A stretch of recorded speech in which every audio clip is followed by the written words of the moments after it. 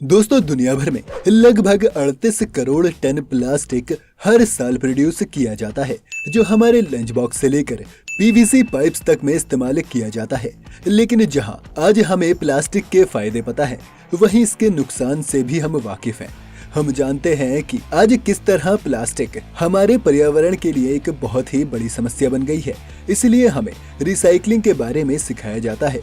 लेकिन क्या आप जानते हैं कि आखिर कैसे एक प्लास्टिक रिसाइकलिंग प्लांट में इस प्लास्टिक को रिसाइकल किया जाता है?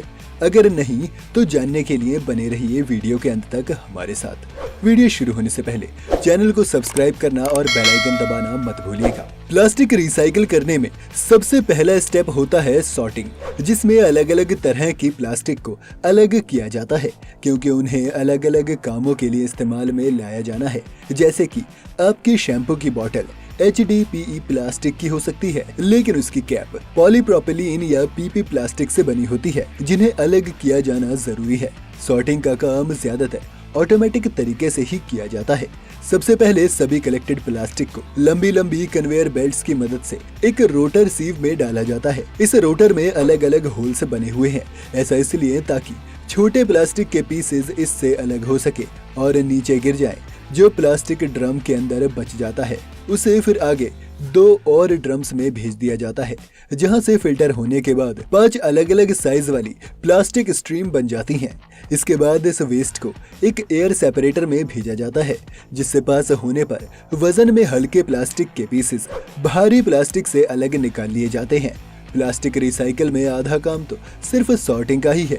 जितना ज्यादा प्लास्टिक सॉर्टेड होगा, उतना ही ज्यादा हाई क्वालिटी के प्रोडक्ट्स आप उससे बना पाएंगे। इसके बाद ये प्लास्टिक एक इंफ्रारेड स्कैनर से गुजरता है और स्कैनर इन्हें अलग अलग प्लास्टिक जैसे HDPE, PET या PP जैसे ग्रुप्स में बांट देता है। मशीन में एक ब्लोअर लगा होता है, जिससे पास होने पर अलग होने वाले प्लास्टिक को हवा के प्रेशर से कन्वेयर बेल्ट से बाहर कर दिया जाता है। अब मशीन के बाद एक बार कर्मचारियों द्वारा भी प्लास्टिक को पिक किया जाता है। जो प्लास्टिक सही होता है, उसे कन्वेयर बेल्ट पर ही रहने दिया जाता है और खराब प्लास्टिक या फिर प्लास्टिक के साथ आए वुडन पीसेस को या पुराने जूतों जैसा कचरा वर्कर्स अलग हटा देते हैं। जितना प्लास्टिक फैक्ट्री के अंदर आता है, उसमें से 33% को बाहर कर दिया जाता है। इस प्लास्टिक और बाकी वेस्ट को फेंकने की बजाय पावर प्लांट्स में भेजा जाता है, जहां इन्हें जलाकर बिजली बनाई जाती है। फैक्ट्री में बचे सभी प्लास्टिक को फिर एक प्रेसिंग मशीन में डालकर प्रेस किया जाता है। इसकी बड़ी बड़ी बेल्स बनाई जाती हैं। अब यहाँ PP, PET और HDPE प्लास्टिक की अलग अलग बेल्स बनकर तैयार हैं, जो 94 से 98% तक प्योर प्लास्टिक है। इसके बाद इन्हें अलग अलग प्लास्टिक प्लांट्स में भेजा जाएगा। HDPE प्लास्टिक का इस्तेमाल पाइप्स और स्पेशलाइज्ड पैलेट्स बनाने के लिए किया जाएगा, जबकि PP प्लास्टिक से फ्लावर पॉट्स या फिर बकेट्स और बाथरूम का बाकी सामान बनाया जा सकता है। PET प्लास्टिक का इस्तेमाल फैब्रिक बनाने में होता है, जिससे कपड़े बनाए जाते हैं। आपकी चेयर्स, टेबल्स और बाकी प्लास्टिक फर्नीचर भी PET से ही बनता है। प्लास्टिक को रिसाइकल करने के लिए यहाँ HDPE प्लास्टिक को एक श्रेडर में डाला जा रहा है, जो इस प्लास्टिक को छोटे छोटे पीसेस में तोड़ देगा। लेकिन इससे पहले इन्हें अच्छे से वॉश किया जाएगा, ताकि इन पर लगे ऑयल या डर्ट को हटाया जा सके। आखिर में श्रेडर से श्रेड होने के बाद आपके पास एक कलरफुल पैलेट तैयार हो जाता है। इन कलरफुल पैलेट्स को ऐसे ही इस्तेमाल नहीं किया जा सकता। इन्हें कलर्स के हिसाब से अलग अलग करना जरूरी है और ज्यादातर कंपनीज सिर्फ व्हाइट पैलेट्स को ही प्रेफर करती हैं। इन प्लास्टिक पैलेट्स को इसके बाद एक सेपरेटर मशीन में ले जाया जाता है। सेपरेटर मशीन में हजारों पैलेट्स को एक साथ साइड बाय साइड अलग अलग स्लाइड्स से गुजारा जाता है। पहली स्लाइड से गुजरते हुए LED लाइट्स इन पैलेट्स पर पड़ती हैं, जिससे इनका रंग उभरने लगता है और मशीन के स्कैनर्स इन पैलेट्स को कलर के लिए स्कैन करते हैं। इस पूरे डेटा को फिर एक कंप्यूटर रियल टाइम में एनालाइज करता है। यही कंप्यूटर एक दूसरे पैनल को भी कंट्रोल करता है, जिसमें 60 से ज्यादा एयर नोजल्स लगे होते हैं।